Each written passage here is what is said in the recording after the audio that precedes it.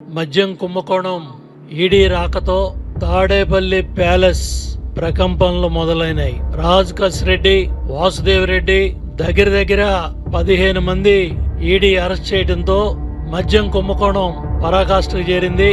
వేల కోట్ల రూపాయలు ప్రజల ఆరోగ్యాన్ని తాకట్టు పెట్టి 2019-24 5 సంవత్సరాలు జగన్మోహన్ రెడ్డి ముఖ్యమంత్రిగా తాడేపల్లి ప్యాలెస్ కేంద్రంగా వేలాది కోట్ల రూపాయలు దోపిడీ అంతా సిట్ విచారణలో 52 మంది ముద్దాయిలు అరెస్ట్ అవడం జరిగింది.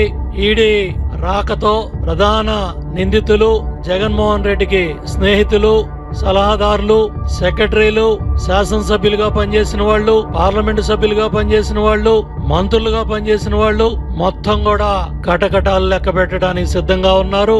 ఆల్రెడీ కొంతమంది జైలుకి వెళ్ళొచ్చారు, కొంతమంది వెళ్ళటానికి సిద్ధంగా ఉన్నారు. ఈ కుంభకోణం అంతా కూడా 5 ఏళ్లలో అడ్డగోలుగా నిబంధనలన్నీ మార్చి డిస్టిలరీస్ అన్ని కూడా చేజిక్కించుకొని డిస్టిలరీ కెపాసిటీ 1000 కేసులు తయారైతే కరెంటుతో అయితే భవిష్యత్తులో వచ్చే ప్రభుత్వాలు ఎన్ని కేసులు తయారయ్యో లెక్క పెడతారు, లెక్కలు బయటకు వస్తాయని జనరేటర్లు పెట్టి లెక్కరు దోపిడీ చేశారంటే ఏ విధంగా క్రిమినల్స్ అధికారంలోకి వస్తే సేజెండ్ క్రిమినల్స్ చట్టాలను చేతిలో తీసుకుంటే వ్యవస్థీకృత నేరాలు ఏ విధంగా చేస్తారు, కిక్ బ్యాక్లు ఏ విధంగా తీసుకుంటారు, సూట్ కేస్ కంపెనీలు ఏ విధంగా పెడతారు అనేది 5 ఏళ్ల అనుభవం